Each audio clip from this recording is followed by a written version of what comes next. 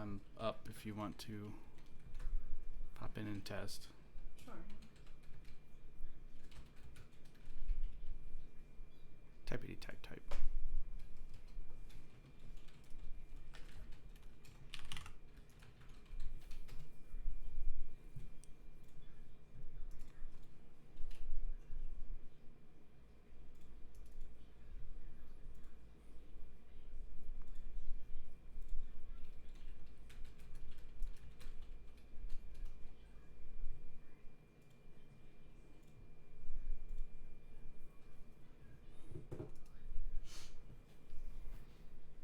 Okay, let's see how loud that is.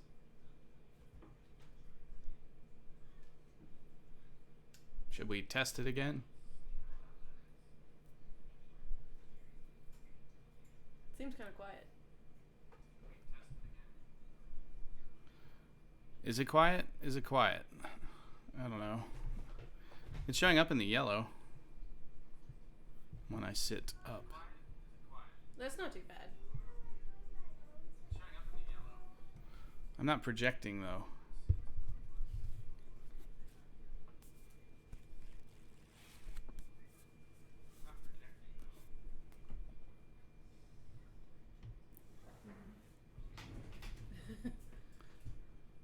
Welcome, Rance. Sup? We're sort of here. Can you hear us? I think he can hear us. I don't think he's deaf. Well, you know.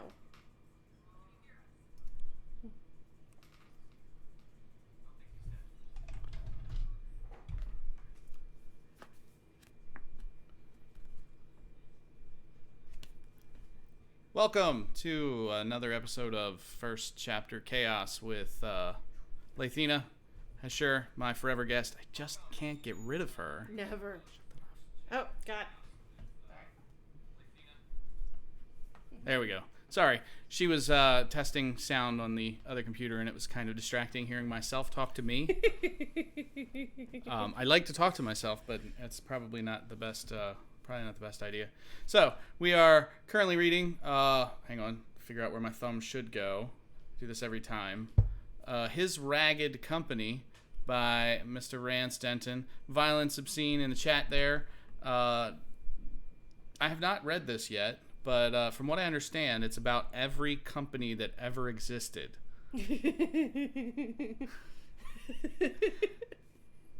Really should let them rest, just so you know. I mean, if they're that ragged. But it is, manufacturer companies and stuff, so clearly they can't have a chance to rest, because then it wouldn't be ragged.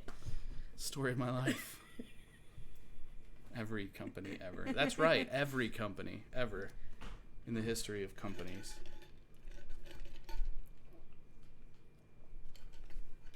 All right. So I think we are doing, it's not really the first chapter, but like the little beginning intro thingy, and then the next intro thingy, and then maybe chapter 1 of part 1.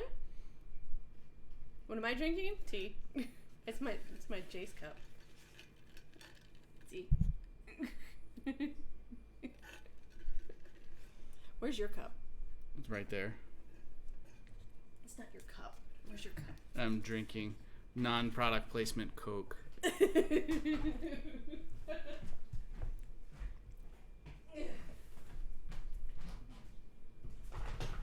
This is his cup. It's my book. Which is also a product placement. Please buy my book. From which establishment? This one? Geno's. Actually, I think you might know where that is. Everybody goes to Geno's. It's the place to go. It's the place to go. Let's get this. This is shameless product placement. Well, we do have another shameless, so we have one of Black Renee's shirts here. Yeah, actually, I should have Black Renee's other shirt on. Yeah, but I don't think anybody wants, take your shirt off and change it if you want. It's just Rance. I guess. Why I gotta get my copy? At least I'm not changing my Rance. All right. Oh, tripped her up on that one. Yes, you did. Here we go. His Ragged Company by Randy Denton. We're going to start reading. I haven't read this, so I don't know if there are any girls. There This will are probably girls. be another I just don't one. remember if there's any girls in the beginning. This will probably You be like another one where Skullface. I read I like the whole Skullface. time. You know, the next time we're going to switch it up. She's going to read the dudes, and I'm going to read the girls. Perfect. I mean, Meg's already a middle-aged man, so. Just in her headspace. In her headspace. It's okay. Yes. There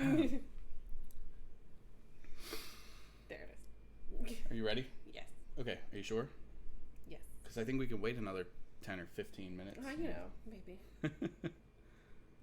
There I was, the guy with his head halfway up a horse's ass. Maybe halfway is stretching the truth, but I was close to it. I hung across the rear of the horse. The ground flashed by a few feet below my head. Sand and dirt stung my cheeks. My brain felt like it was close to giving up. Body wasn't far behind. I heard gunfire. Not close by, but getting closer. The popping gun blasts had a heartbeat rhythm.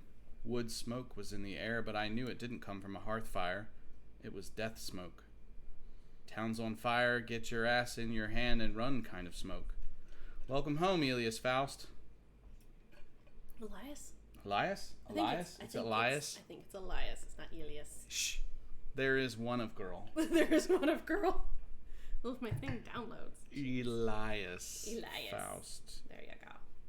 Typos. Sorry. Yeah. I'm just reading the words on the page. Ah. You mind slowing down a bit? I said to the rider. Mind giving me a second?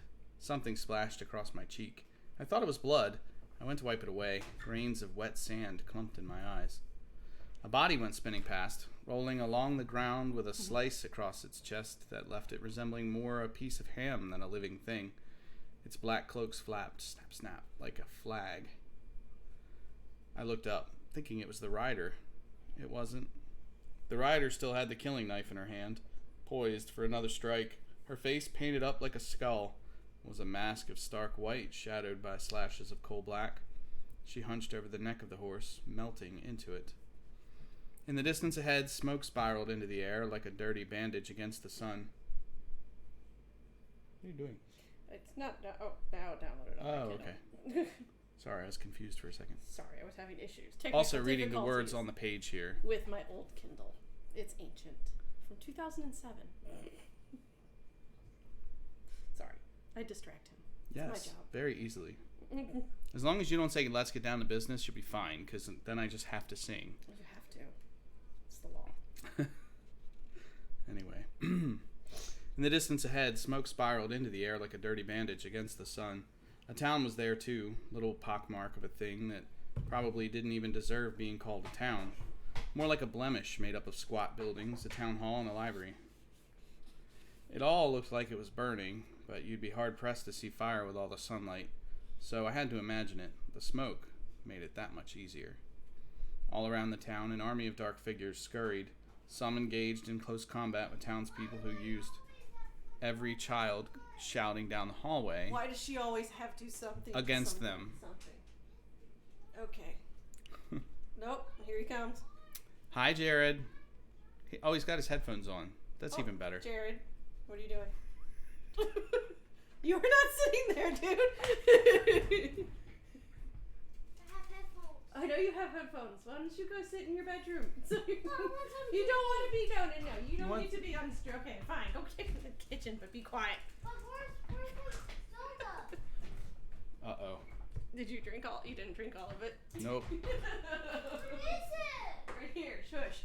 Rance says hi, Jared. This is why we call it First Chapter Chaos, because we have 3 kids, and they don't listen. 4 if you include me. Well, 5 if you include the cat, if you can find her. Sorry, who used everything they had to fight against them. Rusty tools, cast iron, even their fists. Other marauders dashed about on horseback, guns belching out little puffs of smoke, others slicing with keen blades or clubbing heads with cudgels. There was a lot of howling and hollering. It was a big old people-killing party. Some of Black Peak's people had guns, but that didn't help them much. The shadows were faster. more vicious. Some shadows didn't have guns at all, just opened their palms and blinding sprays of wildfire spewed like burning fabric from their hands. The figure running the horse turned her head just enough to look at me. She held the reins with her knife hand and pulled something metal out of her belt. She spun it in her strange metal gold palm, then handed it back to me. It was my revolver. I grabbed it. We careened into a group of cloaks just outside the town. They were chasing down a screaming woman and her kid. Skullface, without pausing her horse, leaned down off the saddle and stabbed one of the cloaks in the throat. Our sheer speed tore out the neck in a bloodless spray of dust. The knife wove up like it had a life of its own and came down, cracking into another black cloak's collarbone. His mouth opened in a soundless yawn. He folded over like paper, and hot sand flew off into the wind. We swept through the edge of the town and went barreling into it at full speed. The cloaks had themselves a grand time with their wild handfuls of fire, lighting flame to any building within reach. Black powder smoke burped out of broken windows as the town people fired at whatever didn't look like them. Some of the black-clad figures seemed to leap and float, suspended from invisible strings, defying natural rules. Once we got into the town, Skullface had to let up on the horse a bit to weave through the little fights going on along the main road. About time you got here, Jamie. Inexcusable. Absolutely inexcusable. I'm going to have to start over now. That's it. I mean, it just...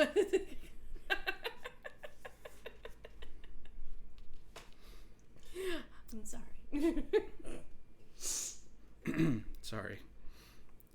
Some of the black-clad figures seemed to leap and float, suspended from invisible strings, defying natural rules. Once we got into the town, Skullface had to let up on the horse a bit to weave through the little fights going on along the main road. "You got any plan here, Painted Wonder?" I shouted. "Or are you just taking a joyride?" No response. Guess that meant no plan. Ain't a real fan of plans anyway. Most of them go awful wrong. Just then, I guess not having a plan went wrong too, because just as she spurred around the corner, the horse bucked. Lots of tattered figures came pouring out of alleys and side streets. Skullface tried to keep control. In the wild moment, she didn't see one of the beings drawing back a hunting bow. The arrow whisked through the air like a brown insect. Her shoulder jerked. I saw the point come out of her skin, punching through her tattered vest. She collapsed off the saddle just as two other arrows landed between the horse's ribs. It staggered, its legs collapsed. The world skewed sideways. Skullface reached up, grabbed me by the collar, and wrenched me down to the ground. Her blood, gray as melted lead, dribbled spirals into the dirt. I tried to will myself to move, but nothing happened. My legs weren't talking to my brain. The cloaked beasts didn't lend us a second. They started running, firing rifles, hoisting deadly tools above their heads. "Shit," I said. "This ain't good." Skullface got a handful of my collar. With her good arm, she started dragging me as fast as she could. My limp legs left long traces of blood in the sand. Above the buckle of my belt, my shirt was shredded and wet, sticky like syrup. When I breathed, a boiling agony burned inside my guts. Within seconds, the mob would be on us. We'd be stew. Beef stew? Beef stew. People stew. That's Soylent Green. It's close. Soylent Green. Yeah, it's made people. Delicious. Indeed. I raised the Colt. I found the bead of the sight between the trenches machined into the cylinder. Then I looked for one of the creature's chests and drew back the hammer with my thumb. Had to use my middle finger to pull the trigger. I didn't have the best grip on account of all the blood. My blood. The Colt kicked. One of the intruders jerked back, stumbled, then flopped over. With Skullface dragging me, all I could do to hold off the group was shoot. They just kept coming. An arrow splashed in the sand next to me. I fired again, but the shot jumped high. I worked the hammer this time, even though the ground and hot rocks felt like they were burning a hole through my trousers, I was patient enough to aim. I caught one of the bastards right in the thigh. It stumbled away, leaving three more coming at us. As Skullface kept pulling me, I held the Colt with both hands. One of them leveled an old rifle. I could see my fate in its barrel, but I was quicker. Pop! He collapsed.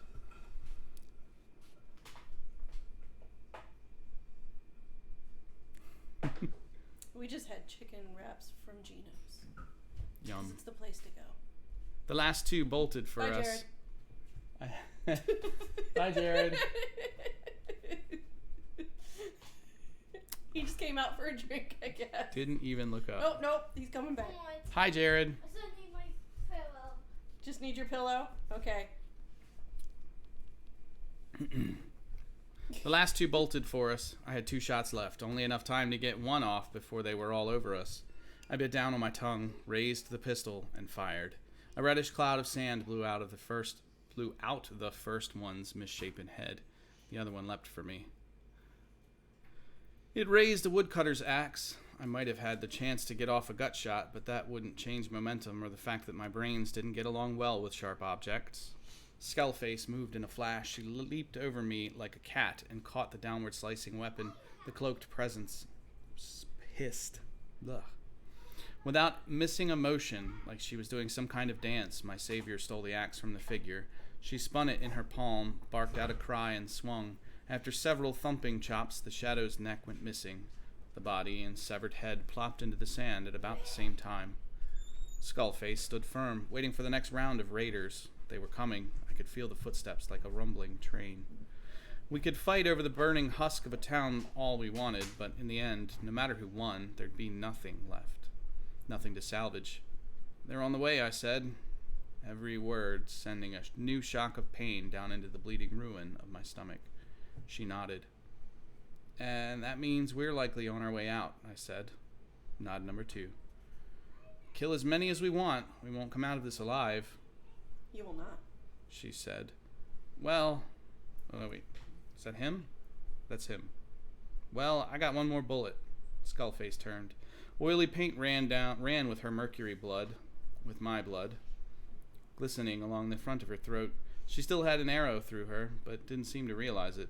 Behind her, another wave of dark raiders, sorry, I keep wanting to say riders, dark raiders swept through the town on foot and horseback.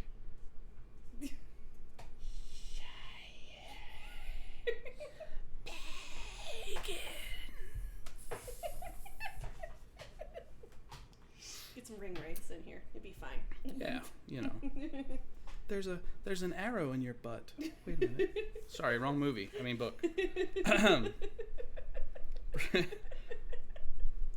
Swept through the town on foot and horseback, firing and burning and swinging, breaking everything they came across and killing every townsperson who tried to counter them. There was no time wasted on trophies of flesh or bone. The mass of them was a machine, powered solely for the destruction of anything and everything that flickered in front of their eyes. We'd be next. I saw a little shift in Skullface's lips, a twitch, like she was about to say something. Instead, she just squatted down over me and threw the axe away. The thunderous crowd came closer. I didn't hear so many people screaming anymore. Skullface sifted through the dirt. When she found what she wanted, she lifted it up and showed it to me. Did it speak to you? She snarled, her words all sharp edges and crude angles. Tell me now. It was a rock, about the size of a fist, round. Just the right size to... The Shattered Well, she said. Did you hear its voice? I tried to remember. I told her. I showed her. Skullface raised her arm, gritted her crystalline teeth, and swung the stone down at my face. I fired, mostly on instinct, right from the hip. I felt the Colt jerk, but I never saw what happened. I got clobbered in the forehead with the stone anyway. I was thrown into a black sea and floated further and further away. The cold sensation of wood and metal in my hand started to vanish. I don't remember my head hitting the ground. I don't know if my shot landed. The hot stink of wood smoke followed me down. Even in death, I doubt I'd shake the smell. Yeah, welcome home, my ass. The end. He's dead, the end. Now. Yeah, he died. See that? Short book. Yeah. Just a short story. Just a short story.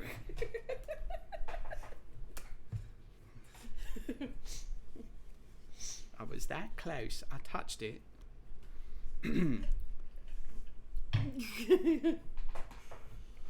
have no idea who's talking here. I don't think you're supposed to know. Okay, good. Good. It's Then it's me talking. It's you talking. Now. I believe I asked you to start at the beginning. Oh, I see, it's Virgil. That's your Virgil voice. That's not my Virgil voice. It's your Virgil voice. No, it's not. Yes, Okay, it is. Virgil is talking here. I did, I tell him. At least as far back as necessary. And now Elias is Greg. Okay. Elias. Never took you as a man who would cut so many corners. Quickest way is usually the easiest. He smiles. If a vulture could smile, I'd imagine it looking something like this. Just like the last time I saw him. He had way too many ivories in too many narrow rows. Give him a side of beef, and he could have slivered it into ribbons for you with his eye teeth. That's creepy. The faster you think a man can mash his steak into paste, the less you can trust him. Meat is meat, after all, whether it's a cow's or whether it's yours. He flicks his lapel and straightens a wrinkle between his thumb and forefinger. There, set in a gold brooch, an eyeball blinks, rolls in its socket, and locks on me. It trembles, disembodied, but alive. Quick or not, Marshal, I'm interested in the details, in the morsels and minutiae, in the truth. Can you give me that? Never had much of an imagination. Takes too much work to keep all these fantasies lined up in your head. I see only him, nothing else. The gaslights behind him burn my eyes, blaring like droplets of sunlight. His face is a distorted shadow. Most people would think them tall tales if I told them straight, just lies and fabrications meant to impress myself into the company of free drinks and warm thighs. Oh, snap. Need to hang with this guy. Yeah. I like free drinks. You don't have to impress me. Just have to tell me everything you know. I turn my head away from his breath. It stinks like leather oil and boiled eggs. With all that darkness around me, I drive my heels into the floor to be sure I'm not being swallowed. I can feel my heartbeat pounding a steady pulse inside my ears. That was a start. I knew I was, just not exactly where. So where would you prefer I begin? Think of the first time you drew his attention. Whose? There's that smile again, wide and slippery. Too jovial, too inviting.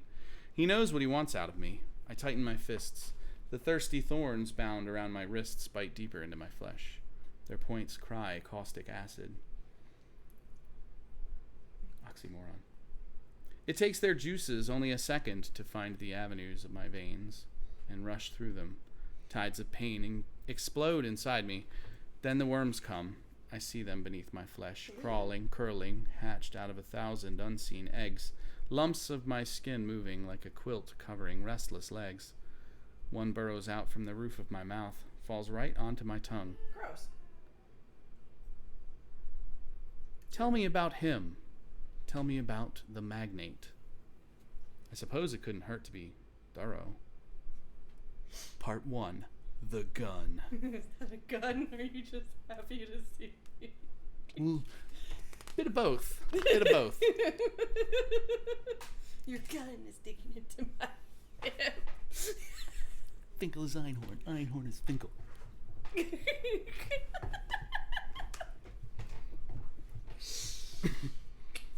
We watch a lot of movies. Save me. No. Chapter 1. I guess it's chapter 1 is just 1. We'll just go with 1. I'm going to go with Alright. 1. I'm removing chapter Just one. 1. Just noticed your shirt. What? What about my shirt? You drink tea and browse Twitter. Yes, I do. I'm a writer. I'm not. He settles things like adults. That's right. Hi, Jared's back. Jared! Still staring at that tablet. I Bye, see. Jared. He's gone. It is Baguette's shirt. Yes, it is. Free advertising right here. We have a couple of Baguette shirts. We have this one and then the one with the cat on it. Yeah, the one that says, paint me like I'm one of your French models. Yes. Or as I like to say, write me like one of your French models. That's what he said to me. As I was reading something. I don't remember what you were reading. Yes, you do. Yes, you do. Yes, I do. Oh, yeah. Yeah, no. It's Bow not, chicka no, bow wow. It's not ever gonna be in the book. Ever. Never. Yep. 1. Being a marshal ain't really a big task in a town small enough to spit over. It's not very exciting, not very dangerous, not very reputable either. Either way, it's still marshalling. It pays for the whiskey. If I'm frugal, it also makes sure I have a warm body in my bed at the end of a week. Not much law to speak of in Black Peak. Every citizen of Black Peak falls under my watch, no matter who it is. If Paul Fulton thinks someone's snooping around his homestead, then I'll look into it.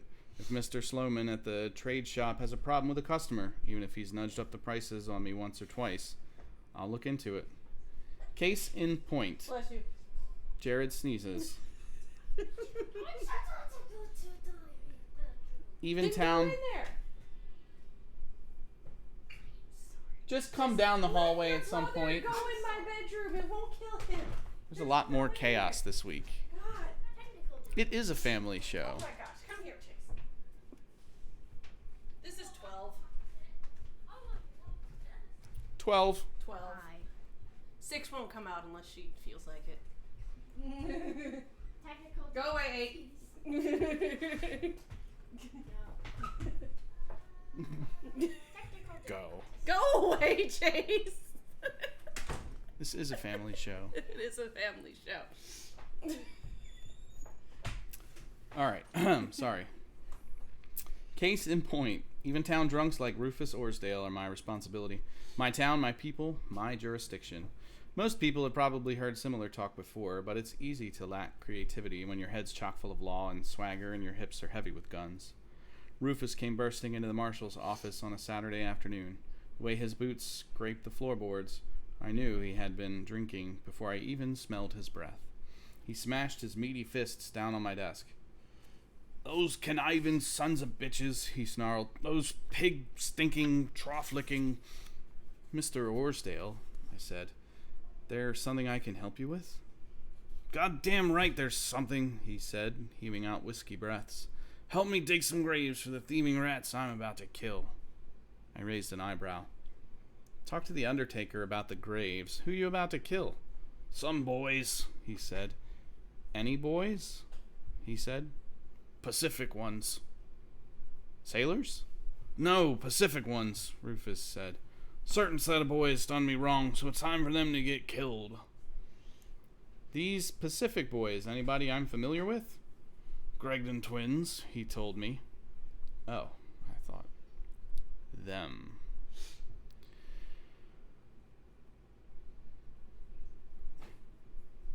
Yes? Which one? I do believe it is Elias. Elias. Yeah. Elias. No, you Elias. Weren't you running with them as of recent, Rufus? Yes, because he said Rufus. Okay, got it. Sorry. He jabbed at the desk with his finger. "As of this morning." "Disagreement?" "They stole something." "Hi, I'm Kermit the Frog."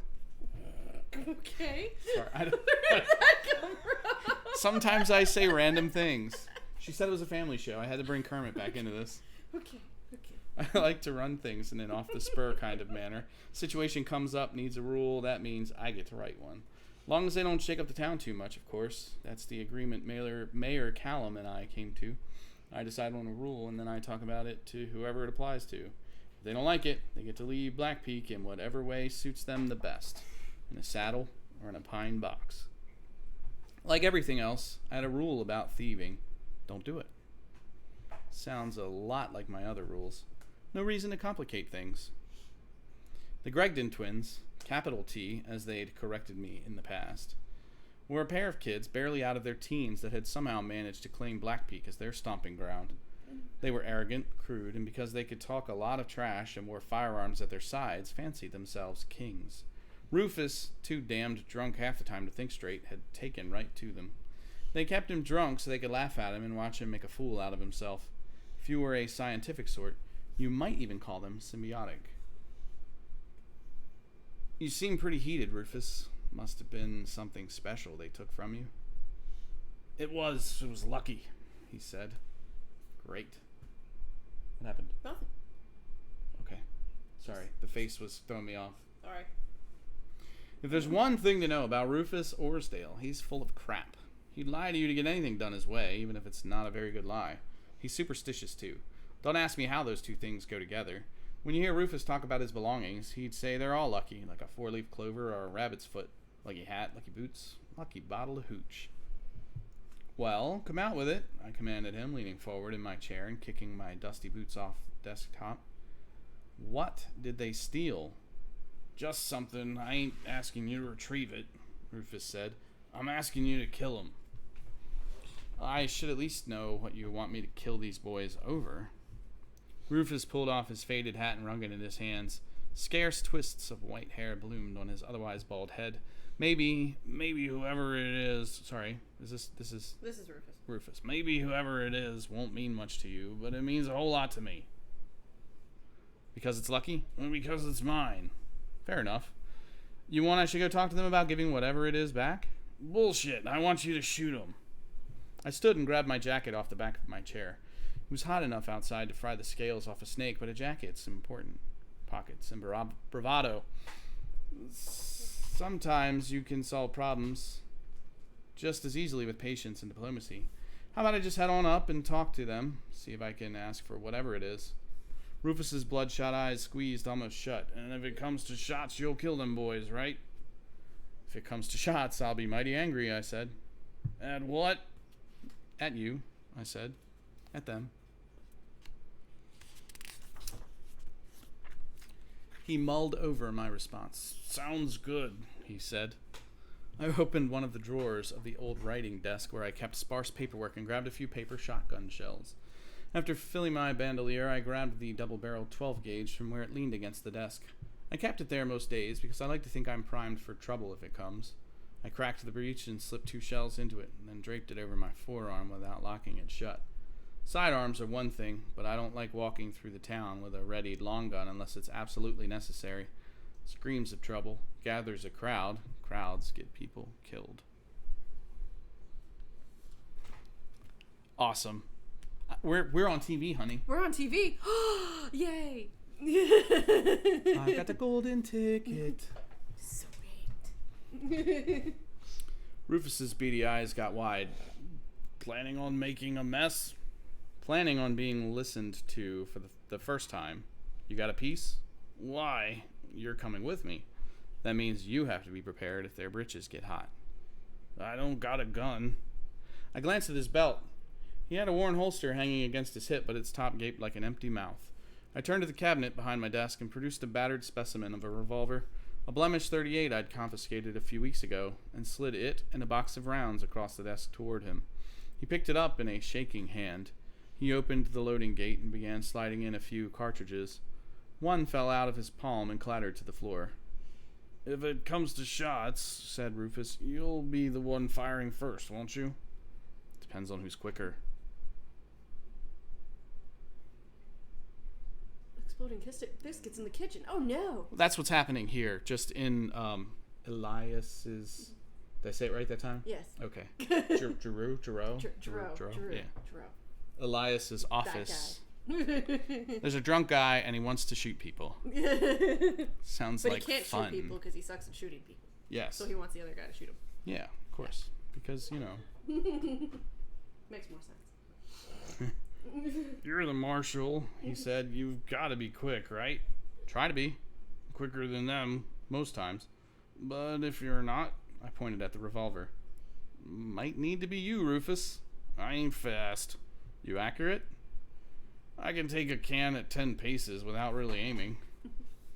I studied his face for a minute and then shook my head. Rufus might as well have been a wet goddamn soup noodle. Listen, I reasoned as he fumbled the gun into his holster. I don't sit at this desk because it's fashionable. It's because I can usually find a way to solve problems. And contrary to popular belief, not all those problems need to be solved with gunfire. But if things start getting batty, you hold your hat and find cover. Unless you want to tell me what it is you're looking to get back so you can stay down here in the office while I take care of this. I'm coming, he resolved. My stuff. Fair enough. We're just talking to them, though, ain't we? The guns, they're just for muscle. Negotiation. Guns make things real. More real than Rufus's initial excitement had anticipated. Negotiation, I agreed. But you'll kill him if it doesn't work? Might, I said. The hairs of his gray beard fluttered as he heaved out a settling breath. I doubt Rufus had really been looking forward to facing the Gregdons again, but I wasn't going to let him stay behind. If Flying Lead came into the picture, I just hoped he was steady enough not to shoot me in the face. I made a mental note to give him and his piece a wide berth. I checked both of my holstered Colt revolvers and then motioned for Rufus to follow me. As we stepped out of my office and onto the front porch, the sunlight cut a bright swath through Black Peak's main road, almost midday. I wanted to get this done and get back to a good bowl of stew. High-pitched whistling off in the distance. It's almost high noon. Oh, no. Midday. Someone's gonna die tonight. My stuff. As a rickety wagon, a tradesman, it looked like, from the pile of nondescript barrels and sacks piled in its back, rumbled by in front of us. I touched the tip of my hat in greeting. His face went white when he saw the shotgun hanging over my arm. We turned to the stables. Gregdon boys up at the mine? I asked. Probably. We have a stop to make before we talk to them, I told him. Why? Rules, I said. Just rules. Rufus Orsdale, who looked very suddenly like he regretted coming to me, didn't bother to ask. I didn't blame him. He's not the only one who doesn't like my rules. But rules are rules. Best to stick by them. The end. 36 minutes. Yeah, it's not Nice time. bad. I'm going I to... have my Kindle, which doesn't look nearly as nice as that one. The book. It's a book. His Ragged Company. It's about every company ever. And their workers. All of them. All of them uniting together and getting the marshal to So go he to can do town.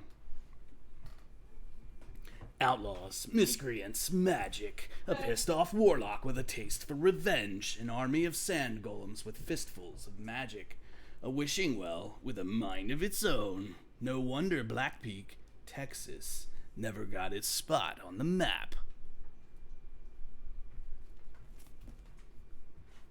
Why do you have a gun? Because Blade. it doesn't do it. Just pictures just don't do Watch it the justice. fan. It's fine. Oh, I'm saying seriously, just watch it. You're breaking the fourth wall again. I don't know if Rance was curious, because I know he's been curious about it, but it's a lot bigger in person. That's what she said. That is what she said. That is what she said. It spins. 'Cause it's It also has bullets, but she It didn't load does. them. I can go get. I don't actually know if we can fit them in there anymore. You can't without Because- removing the Yeah. I don't think we could take it apart. Kermit. See? Somebody appreciates impressions. Ow. It pulled my hair. So Book. that's gonna. I think that's pretty much gonna do it for today's stream. Check out His Ragged Company on Amazon by Mr. Rance Denton, also known as Violence Obscene on Twitter. That is Violence Obscene. Yes, His Twitter that handle is too, his right? Twitter Okay, thing. just making sure.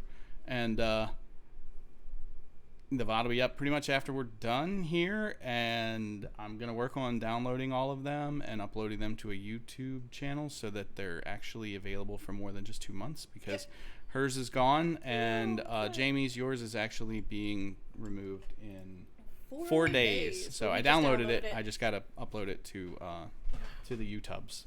Anyways, thanks for thanks for watching the stream. Thanks for swinging on by. 2 weeks from now is Between the Birches.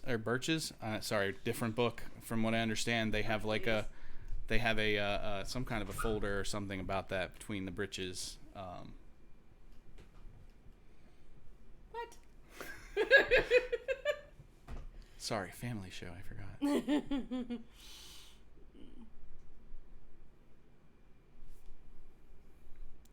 Did you want to say goodbye, Barb? Goodbye, Barb. Can your ideas change the world? The Thanks for joining us, and we will see you all next time. 2 weeks from now for Between the Birches by Katie Roberson. Yep, I got not it. Mrs. Robertson. Hey there, Mrs. Robertson. Jamie. Have a good night, guys. See you later. I'm going to go have some Twitterverse. no more existing cake. Yeah, list of $8 cakes. I'm not gonna make another cake, I guess. Should I make more cake? You should make another cake. This was a special birthday stream. Mm. Well, hold on. Leave it up for like an hour and I'll make another one. I want some lemon bars. I don't know how to make lemon bars. I gotta ask a... You're welcome, Rance. Jamie for Anytime, the buddy. recipe. Anytime. Have a good night. See ya.